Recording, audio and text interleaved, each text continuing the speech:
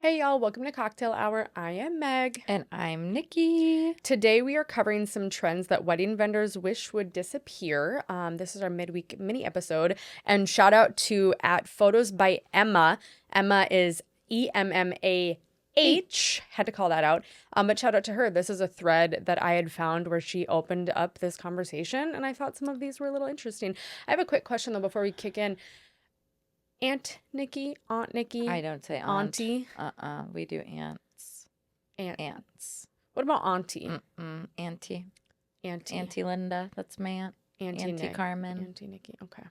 This is Opie, by the way. Oh, He's yeah. available for adoption via Rough Start Rescue. We share a lot about him on the Friday episode, but this is Megan Adams' foster puppy, and if he does not get adopted via Rough Start Rescue, they will be keeping him. Yes. So please adopt him because I can't do another dog. Yes, I you love can. him so Yes, you much, can. though. Yes, you can. We talk about He's this on perfect. Friday, but yeah, I'm pretty sure he's a little off in terms of limbs. Like I think he's a bit shorter. He's short. He's a baby. Which makes him just look like a little nugget. He's quite literally perfect. Yeah. Okay, so from the thread, photos by Emma, the thread topic is wedding vendors, what's a trend you wish would cease to exist? And the first comment is from Oriana Mata Valerie, Valerii. And they say, mine is not about weddings, but about other vendors. Publicly announcing your couple on social media when you've delivered a gallery or video. I just don't get it. Send the email, send the text, wait to see if they like it, then post about the work. I do agree with this. I truly believe that whatever a vendor posts, there's a meaning or there's a reason they're posting it. They just got an email from a client asking where their gallery is. So they go on their Instagram story and they put, "Hi, everybody. Just a reminder that gallery are delivery before 8 weeks. La, la, la, la." Like, there's always a reason they're posting shit. So this whole, like, gallery delivered, I don't know. I don't know what the reason is for that. Yeah, I don't do that. To post that. I can assume maybe you just like want to show off the work, which is totally fine. Right. But I think there's different ways to do that. And some of it might just be excitement. So I think not like we've talked about here, like we don't know the intention behind what people do. So if they're just doing it out of excitement, then cool, good for them. If you're doing something out of malice, or not malice, but like irritation, which I definitely have done before working on it, but posting things that are a little cranky on your IG about your clients is really not a good look.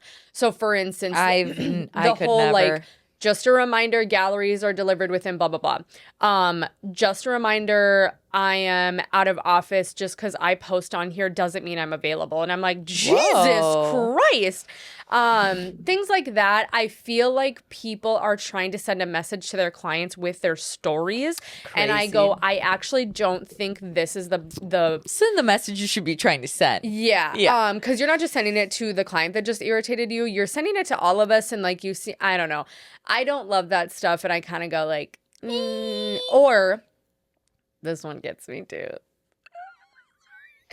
Just a reminder that your booking is not official if you haven't signed your contract and paid your deposit. Yeah, I think that's insane. Shit. Send that to the fucking client who hasn't signed their contract or paid their deposit. That's like, to what is one wrong person, with you? just message them. What is wrong with you? Or if another booking came through or another inquiry, then just start working with that if you're not getting responses from people. Like, but to be posting on your stories about it, I don't think it looks good. I got to be honest. I agree. And I understand what you're doing because I used to do it on my personal stories, but just don't do it. From Ramos, that was the most white way to say that. Ramos Events FL, I'm assuming Florida. Vendors posting anything online before the day is even over. Let the couple have their day without making it about your part in it. I disagree with this a little bit. I post sneaks, but I do it after the ceremony when everyone's seen them. But I also get it. I also get the side of like, let the couple see it first. There is a reply from Photos by Emma, and she does say, I will always clarify if posting is allowed, but a general rule is not to steal your couple spotlight. So yes to this. And then Ramos Events FL says, Same, but even still, wait until the day is over before you post about it. I just don't get vendors who try to put the spotlight on themselves. I think it's just like a personal preference thing too, because like I can understand why some people can feel that way. But if you're getting permission from the couple and they're Yeah. like, oh my gosh, please share these Well, so then that they I can reshare them, Yeah. then I get that. Agreed. I think content creation is so popular because people love instant gratification. So Yeah. you're telling me that I'm making it about myself to edit sneak peeks, Right. send them or like show them to the couple, which I do on the day of, by the way. I always show them like with my phone and then I go post some. And then they reshare them right away. They have a moment at dinner and they go start resharing to share, show some. So I think we got to reframe that mindset a little bit. But if there are people like, oh my God, I can't wait for people to see my photos of this day. Like, I don't even care about capturing XYZ right now because I'm going to go edit. I mean, yeah, that doesn't look great. I have had couples who are like, who I have done their sneaks, showed them during the wedding day and asked them, are you comfortable if I share these? And they say no. Yeah. And I think that's okay too. Yeah. Like, I think for them, they're like, not everybody's invited to their wedding. So I totally understand why they would not want that. Yeah. In a sense, because they're maybe more private or they're more of an introverted couple opposed to an extroverted couple. And so I do understand that. But I think if you ask and they're like, yeah, it's cool, then like, whatever. Yeah. That's cool. Also, like, day of, day after, stealing the spotlight. It's not like all the guests are following me on Instagram. No one gives a shit. Yeah. But anyways. Oh, did I read that last one? Yes. Okay. Instagram content creation and videos. I wish I could focus on my job. I wish I could focus my job on what I'm actually good at and not try to learn a whole new skill of photo and taking video. And this is from a makeup and hair artist, Victoria Barrett maybe .makeup hair. So they're saying that having to, on top of being a makeup and hair artist, now on top of that, you have to focus on the Instagram content creation, the getting the behind the scenes, the getting the photos, getting the shot, getting the stuff to be able to post to social media. And I totally get that aspect of it because it is an additional job on top of your own job. Yeah. I think for us, it's a little different because we do photography. And so it is a big part of our job. But like, if you're a freaking makeup artist and now you have to learn or, buy a gear, some camera gear to be able to take pictures of your brides and photos and all this stuff, like that's a lot. Yeah. I will say it's even a lot for photo video. It is a lot. Yes, I may have the photographs, but like, okay, now go put them into Splice. Oh, by the way, someone put this in a submission. I'm not going to write it into the show, but people ask, how are your videos on Instagram so clear? I use Splice. Yeah. That's what I use. But or CapCut. CapCut's good too. That's what I use to edit this, by the way. Yeah. Little, just giving you the trade secrets. But I simply don't have the time. It's to the point where I literally get so many DMs, so many questions from photographers that I posted one video to start a series of doing like how-to videos and, I'll answer your questions.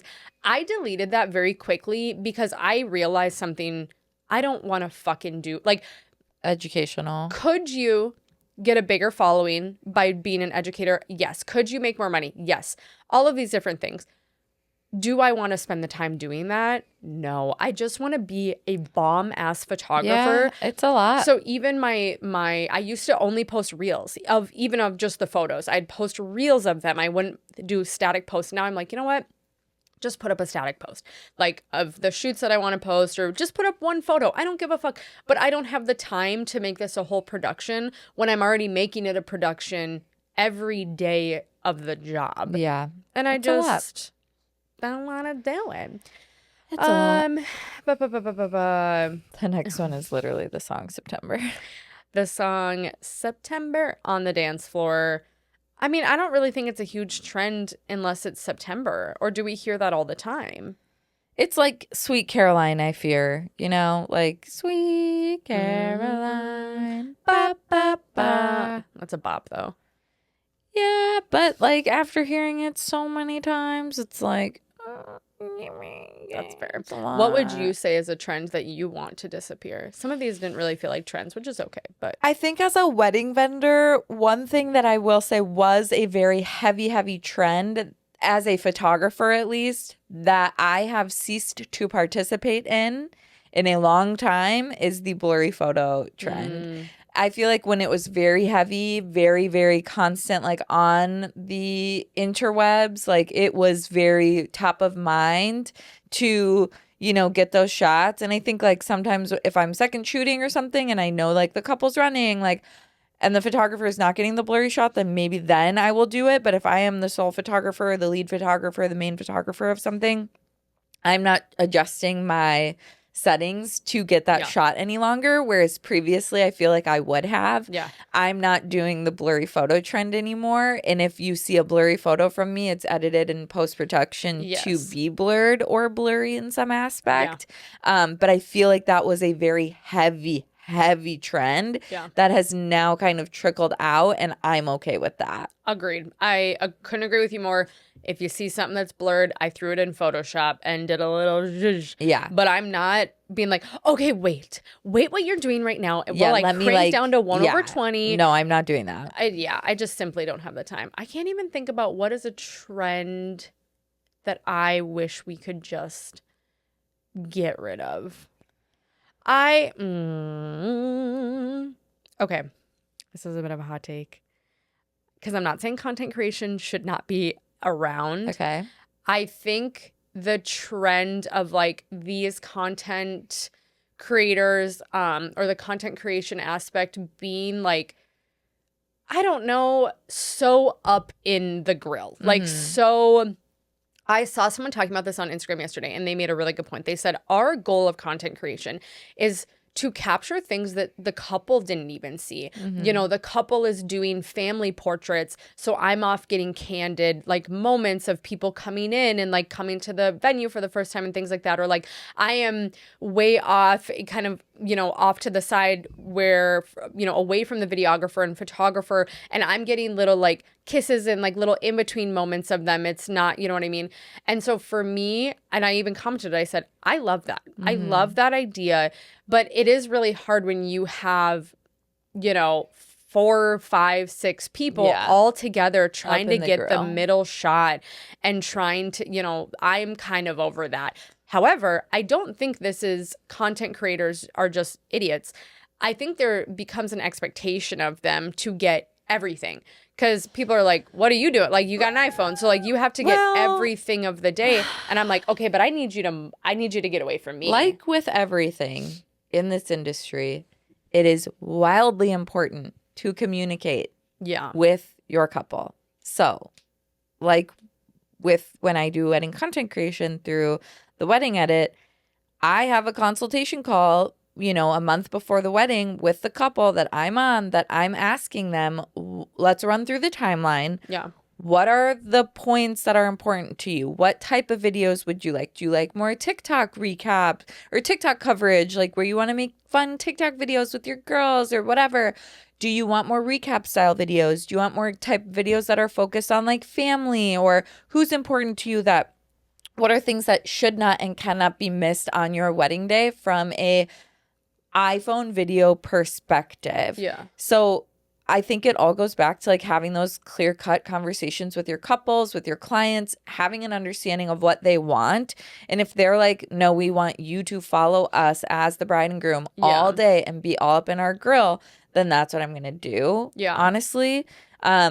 With that being said, as a content creator, you also, because I do content creation and photography, you also have to be wildly aware of your surroundings and be wildly aware of the fact that you are not the main vendor at that wedding. And I'm going to say that in the most respectful way possible. And I know like Grace or anybody from the wedding edit team would also agree. That like we are flies on the wall. We are not directing the couple, commanding the couple. We are not taking the lead in any part of the day.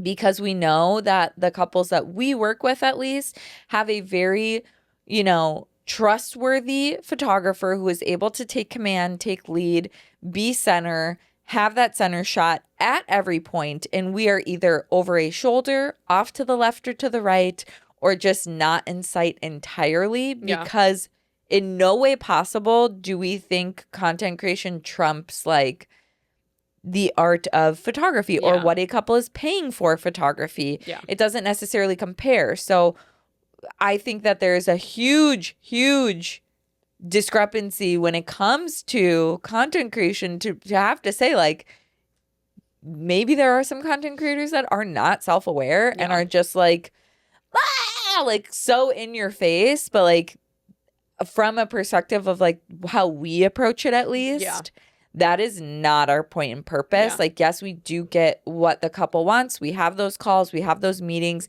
We introduce ourselves if we don't know the photographer and videographer upon arriving. And we just let the videographer and photographer know, if I am in your way at any point, please move me. Yeah.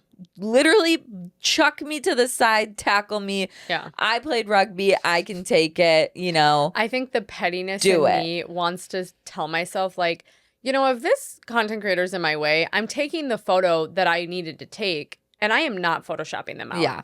And I'm just here to prove a point at that point, which is so petty. And I know I would never do that because, like, it's my couple and I'm not going to do that.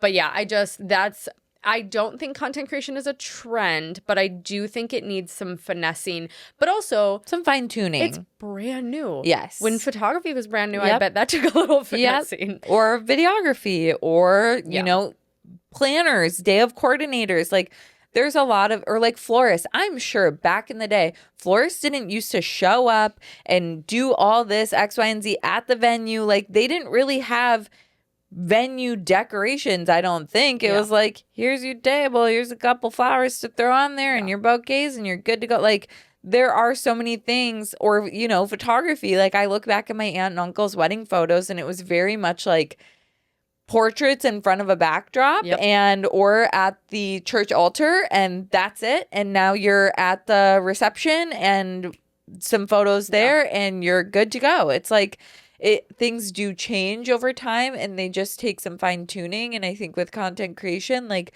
some people have caught on really quickly as to how to fine tune that and how to work respectfully with others in a way that is not irritating or leaving a bad taste in people's mouth. And I do think some people are just wildly unaware of their surroundings or of how they come off on a wedding day. And I think it is in everybody's best interest to give that feedback to people in a very respectful way so that they can be better. Yeah. If that makes sense. It does. I think it's tough. I love feedback for someone I'll never see again. Or, you know what I mean? I always worry about giving feedback to people and burning a bridge or whatever the case may be, even though coming from corporate America, like, feedback's a gift. And you always say that. You're like, no, I want feedback. And then I get feedback, valid feedback, and I go to my car and cry and eat like 10 roast beef sandwiches from Arby's. It's where my obesity really took a turn, is getting feedback at work.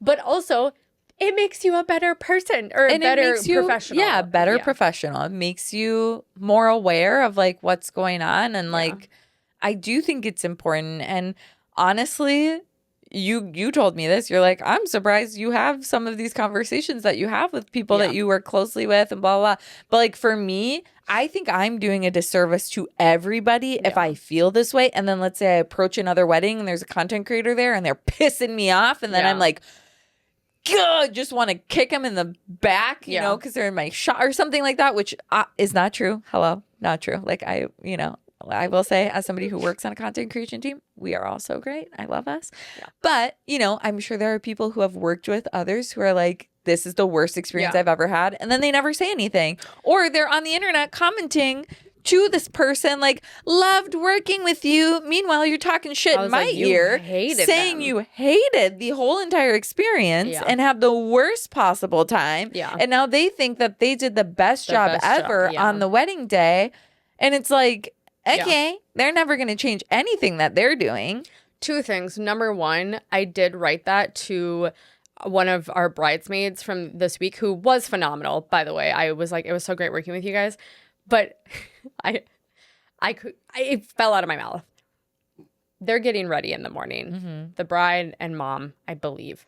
and they're standing together, and I like to give them a moment of silence together and just soak in the moment, like, oh my gosh, my daughter's getting married, whatever. Yes. And one of the bridesmaids goes, fake laugh.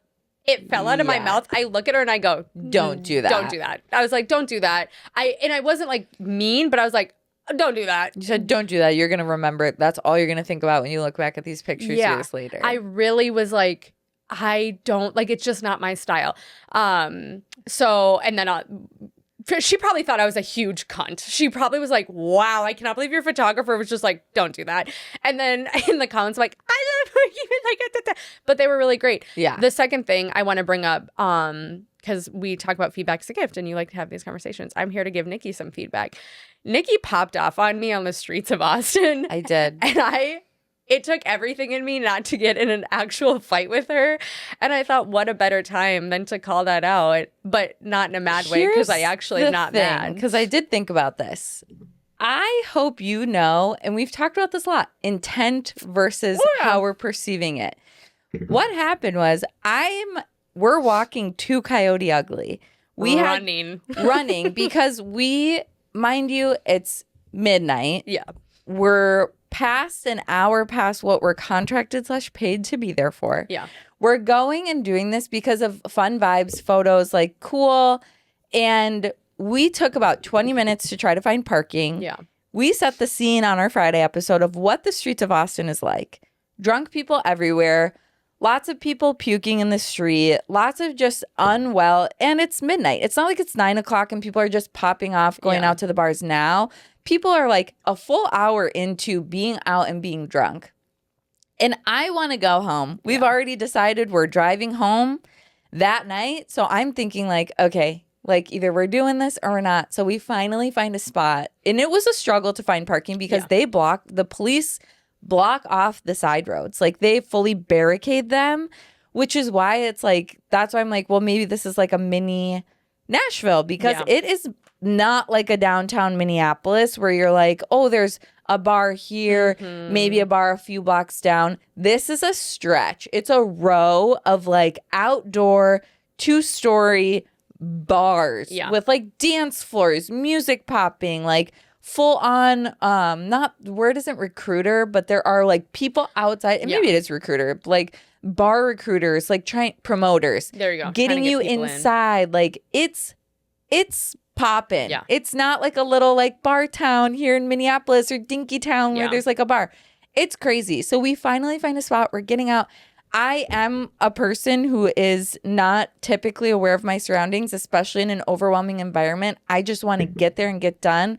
So do I notice that you're not right next to me or behind me?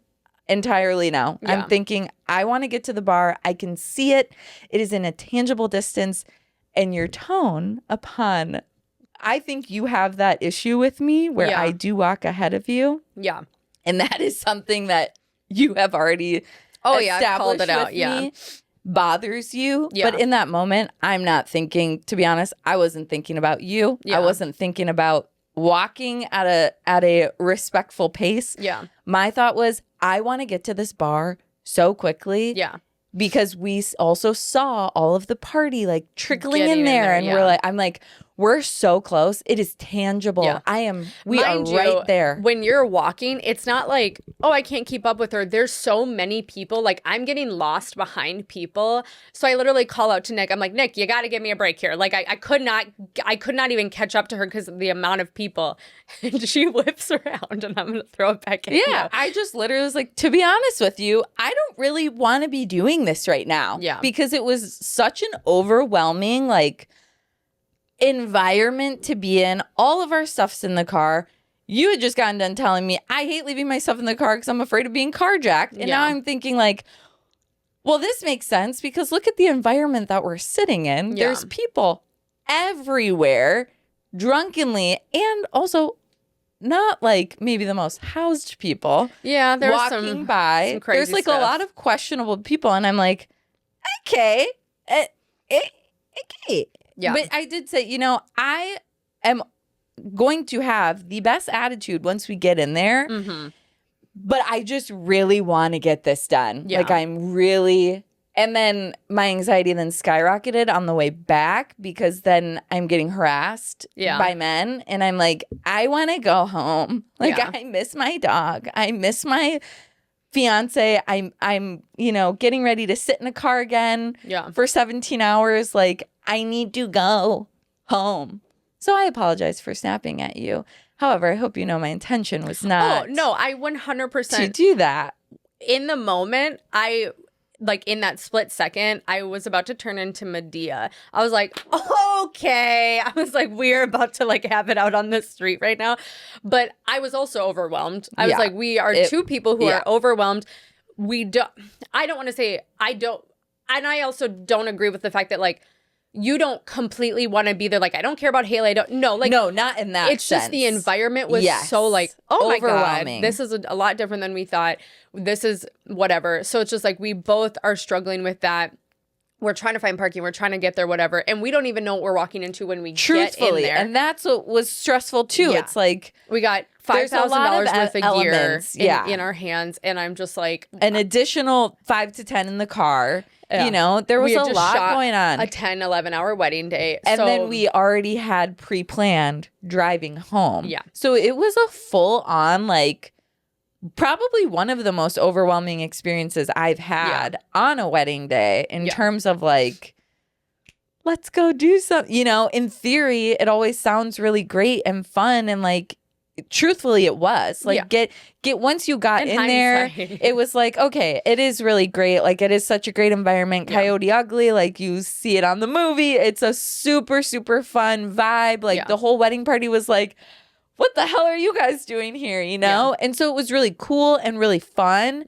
But like, going into that was not fun for me or cool or no, I thought a lot about it on the drive home, where I was just like, and I thought about it in the fact that, like, yes, Nikki and I are coworkers, but we're also friends. And I don't feel like if we were not friends, I don't feel like Nikki would feel comfortable enough to, like, let her emotions show in that moment. And I did not think of it as, like, I don't know, like you said, intent versus whatever. And I also think about how when I'm overwhelmed and how I react to Adam sometimes. And I go, I don't even realize that I may have kind of came off that way. I'm just like, in the moment, I'm like, huh. And then 5 minutes later, I'm fine. So I did not think anything negatively of it, but I was like, we should talk about it, just because, I don't know, I didn't want to not talk about it. I love confrontation. Because I also didn't want you to think I was sitting here like pissed about it. Right. I didn't. Okay, good. Yeah. Because then we drove home.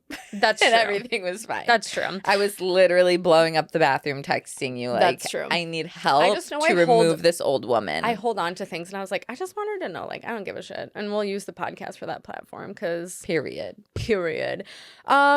But yeah, that's all we have. I hope you guys do listen to Friday's episode, because, again, we do talk about Nikki's bathroom adventures. A lot of armadillos. I don't think we talked about the fact that there was a struggle in the bathroom. Post-bathroom? I took care of it. Everything was handled just fine. Okay? How fucking cute is Opie right now? He's a baby. He's the best boy. Who's the best boy? He's really tired, you guys. He wore himself out. Well, we tried this morning. I was like, okay, if the dogs aren't going to freak out, maybe we need to really, like, play with them hard this morning and make sure that they can get a nap in. Do I need another puppy? Do I need to be a 4-dog household? It was a good idea to bring him up here, I think. Otherwise, they all would have kept playing all day. I'm going to keep Okay, y'all. Thank you so much for sharing your hump day with us. Don't forget to subscribe, review the pod wherever you listen. New episodes drop every Friday, and then these minis drop on Wednesday on Apple, Spotify, and YouTube. And we're back to video, bitches. Woo! You can see our beautiful faces. And make sure you follow along with us on social media. We're on Instagram at cocktailhour.podcast. The link in our bio is right there to submit anonymous stories, questions, hot takes, whatever you got. We want to hear from you. Yeah, and we'll see you on Friday. See you Friday. Bye.